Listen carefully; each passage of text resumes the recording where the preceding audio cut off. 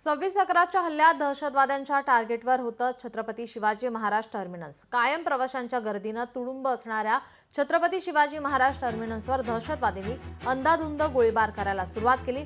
यात अनेक प्रवासी ठार झाले तर अनेक प्रवासी मृत्युमुखी पडले, जखमी झाले। याचा मास्टरमाइंड तहव्वूर राणाच्या चौकशीत मोठे खुलासे होण्याची शक्यता आहे। छत्रपती शिवाजी महाराज टर्मिनस येथून आढावा घेतला आमचे प्रतिनिधी स्वप्नील जाधव यांनी।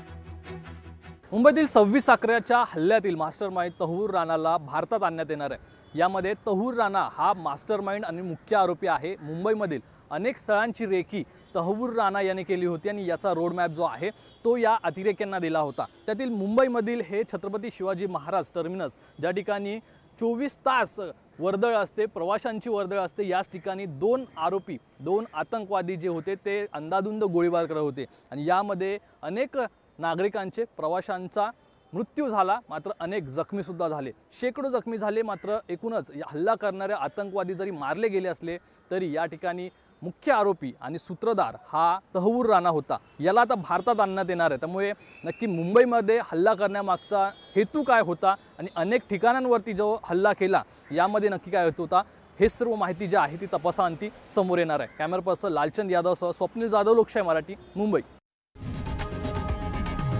लोकशाही मराठी ऐका, पहा, जागरूक रहा।